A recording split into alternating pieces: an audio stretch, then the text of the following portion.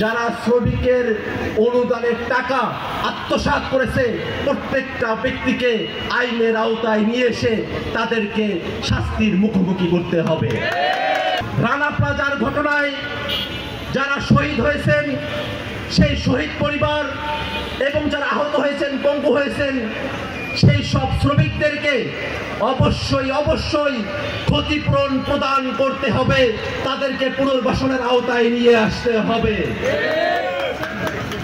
বাংলাদেশের শ্রমিকরা চিকিৎসা বঞ্চিত অবস্থায় তাদের শ্রমিক জীবন নিঃশেষিত হয়ে যায়। আমরা আজকের এই সমাবেশ থেকে দাবি জানাতে চাই, শ্রমিকদের জন্য বিশেষায়িত হসপিটাল সরকারের তরফ থেকে অবশ্যই স্থাপন করতে হবে।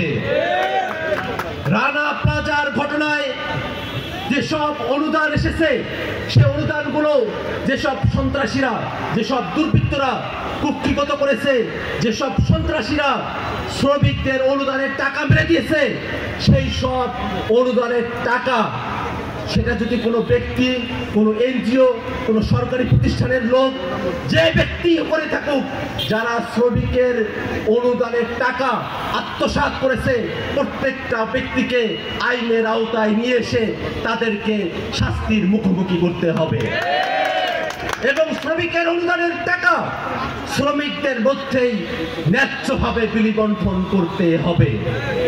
বন্ধুগণ আমার, রানা প্লাজার ঘটনায় 20টার মতো মামলা হয়েছে, 3টা ফৌজদারি মামলা হয়েছে, মাত্র একজন আসামি এখন পর্যন্ত জেলখানায় আছেন। মামলাগুলো দীর্ঘ সময় ধরে, মাঝখানে 5টা বছর ফ্যাসিবাদী সরকার এই মামলাগুলোতে তদন্ত কার্যক্রম পর্যন্ত পরিচালিত হতে দেয় নাই।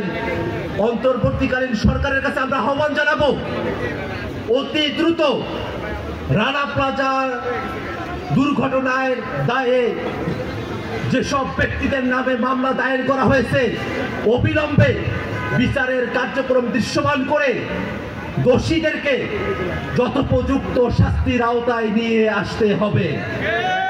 বন্ধুগণ আমার, আমরা আমাদের বক্তব্য দীর্ঘায়িত করব না, আমরা শুধু এতটুকু বলবো, বাংলাদেশের শ্রমিকেরা তাদের রক্ত ঘামের উপর দিয়ে বাংলাদেশের রাষ্ট্রের অর্থনীতির চাকা ঘুরে থাকে।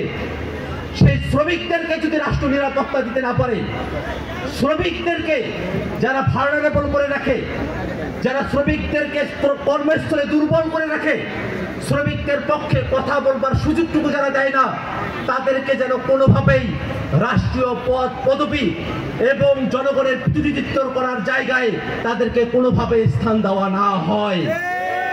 বন্ধুগণ আমার, আপনারা দীর্ঘ সময় এখানে অপেক্ষা করেছেন, আপনাদের ধৈর্য ত্রুটি ঘটাবো না।